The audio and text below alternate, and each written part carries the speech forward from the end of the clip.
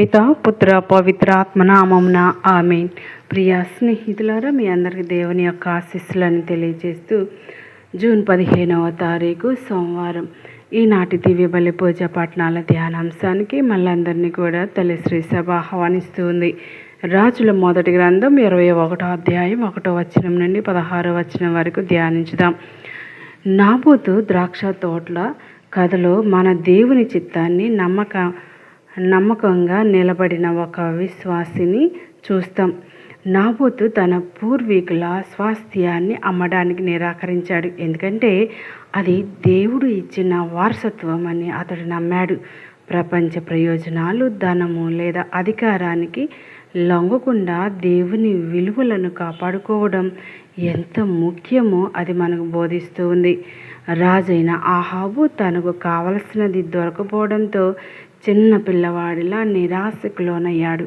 అధికారం, సంపద ఉన్నప్పటికీ అతని హృదయంలో తృప్తి లేదు. మన జీవితంలో కూడా దేవుడు ఇచ్చిన ఆశీర్వాదాలపై కృతజ్ఞత చూపకుండా లేని వాటిపైనే దృష్టి పెడితే అసంతృప్తి మనలను బంధిస్తుంది. నిజమైన సంతోషం దేవునిలోనే లభిస్తుంది. యెజబెలు తన భర్త కోరిక నెరవేర్చడానికి అబద్ధాలు, కుట్రలు మరియు అన్యాయ మార్గాలను ఉపయోగించింది. పాపం ఒక చిన్న కోరికతో ప్రారంభమైన అది నియంత్రించకపోతే మరింత పెద్ద దుష్కార్యాలకు దారితీస్తుంది. అందుకే మన హృదయంలోని తప్పులు, ఆశలను దేవుని వాక్యంతో పరిశీలించుకోవాలి. నాబోతు నిర్దోషి అయినప్పటికీ అబద్ధాల సాక్ష్యం ద్వారా శిక్షించబడ్డాడు. ఇది లోకంలో నీతిమంతులు అన్యాయాన్ని ఎదుర్కొనే పరిస్థితులను గుర్తు చేస్తుంది. అయితే దేవుడు అతన్ని అన్నిటినీ చూస్తూ ఉన్నాడు. మనుషుల తీర్పు తప్పు కావచ్చు, కానీ దేవుని తీర్పు ఎప్పుడు న్యాయమైందే. కష్టకాలంలో కూడా దేవునిపై విశ్వాసం కోల్పోవద్దని ఈ సంఘటన మనకు నేర్పిస్తుంది. ఈ వాక్య భాగం మన హృదయాలను పరిశీలించమని పిలుస్తుంది. అసూయ, స్వార్థం, అధికార దుర్వినియోగం, అబద్ధం వంటి వాటిని మనలో స్థానం ఇవ్వకూడదు. నాబోతు వలె దేవునికి విశ్వాసపాత్రులమై ఉండాలి. దేవుడు ఇచ్చిన దానితో సంతృప్తిగా జీవిస్తూ సత్యం మరియు నీతిని కాపాడినప్పుడు మన జీవితం దేవునికి మహిమ కలిగించే సాక్ష్యంగా మారుతూ ఉంది. మరి ఈనాటి సువార్త పఠనం మత్తయి సువార్త 5వ అధ్యాయం 38వ వచనం నుండి 42వ వచనం వరకు ధ్యానించినట్లయితే ఈ భాగంలో యేసు ప్రభు కంటికి కన్ను, పంటికి పన్ను అనే పాత నిబంధన సూత్రాన్ని అధిగమించే ప్రేమను బోధిస్తున్నారు. ప్రతీకారం మనుష్య స్వభావానికి సహజమైనదైన దేవుని రాజ్యపు విలువలు క్షమాపణ మరియు ప్రేమపై ఆధారపడి ఉంటాయి. యేసు మనలను ప్రతీకార భావం నుండి విముక్తి పొందమని పిలుపుస్తున్నారు. చెంపపై కొట్టిన వానిని మరొక చెంప చూపుము అనే బోధ అవమానాన్ని సహిస్తూ బలహీనంగా ఉండమని కాదు. అది ద్వేషంతో ప్రతిస్పందించకుండా ప్రేమతో మరియు సహనంతో స్పందించే ఆత్మీయ బలాన్ని సూచిస్తుంది. నిజమైన బలం కోపాన్ని అదుపు చేయడంలో కనిపిస్తూ ఉంది. యేసు బోధన మన స్వాభిమానాన్ని దేవుని చేతిలో ఉంచుకోవాలని నేర్పిస్తుంది. మన గౌరవాన్ని కాపాడేది మన ప్రతీకారం కాదు, దేవుని న్యాయం. మన హృదయంలో శాంతి ఉన్నప్పుడు ఇతరుల అవమానాలు మనలను కదిలించలేవు.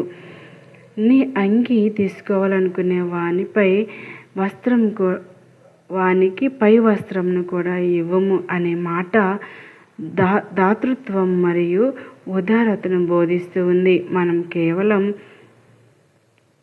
న్యాయానికి పరిమితం కాకుండా ప్రేమలో మరింత ముందుకు వెళ్ళాలని యేసు ప్రభు కోరుతూ ఉన్నారు.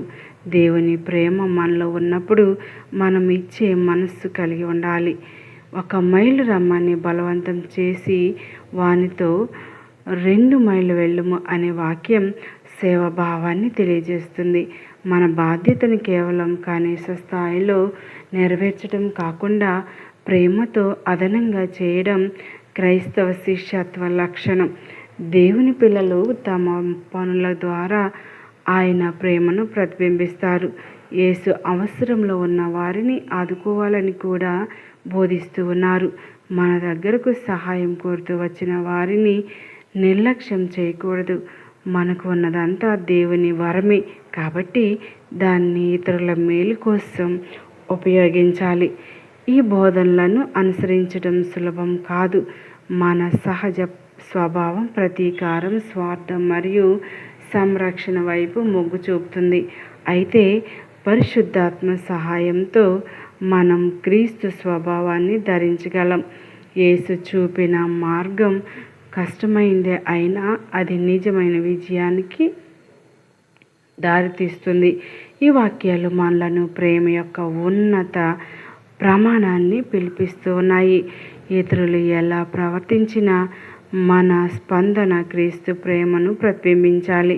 క్షమాపణ, దయ, సేవ, ఉదారత ద్వారా మనం ఈ లోకంలో దేవుని రాజ్యపు వెలుగుగా నిలుస్తాం. ప్రతీకారం తాత్కాలిక సంతృప్తినిస్తుంది, కానీ ప్రేమ శాశ్వతమైంది, మార్పును తీసుకువస్తుంది. కళ్ళు మూసుకొని ప్రార్థన చేద్దాం. దయగలిగిన తండ్రి, కృపగలిగిన మా దేవ, ప్రియమైన పరలోక తండ్రి, ప్రతీకారం కోరే మా హృదయాలను మార్చుము. మమ్మల్ని బాధించిన వారిని క్షమించే కృపను, అవమానించిన వారిని ప్రేమించే శక్తిని, అన్యాయం చేసిన వారికి కూడా దయచూపే హృదయాన్ని మాకు అనుగ్రహించుము. ప్రభు అయిన యేసు చూపిన వినయం, సహనం, ఉదారత మా జీవితాల్లో ప్రత్యక్షమగునుగాక. ద్వేషానికి ప్రేమతో, కోపానికి శాంతితో, చెడుకు మంచితో ప్రతిబింబించే ఆత్మీయ బలాన్ని మాకు ప్రసాదించుము. మా ద్వారా నీ రాజ్యపు వెలుగు ప్రకాశించి అనేక మంది నీ ప్రేమను అనుభవించినట్లు చేయము. ప్రతి పరిస్థితిలో క్రీస్తు స్వభావాన్ని ధరించి జీవించే కృపను మాకు దయచేయము. యేసుక్రీస్తు మహిమగల నామంలో ఈ ప్రార్థన అడిగి వేడుకుంటున్నాం తండ్రి. ప్రభువా, మరి మాకు మా యొక్క ప్రతీకార స్వభావంలో మమ్మలను రక్షించండి. మేము ఎవరికి కూడా పగను, ద్వేషాన్ని పంచకుండా ప్రేమను పంచే భాగ్యం మాకు దయచేయండి. మా జీవితాల్లో నీ యొక్క వెలుగును వెలిగించమని వేడుకుంటూ ఉన్నాం. అంధకార సమయంలో నీ యొక్క దివ్య వెలుగును మా హృదయాల్లో నింపమని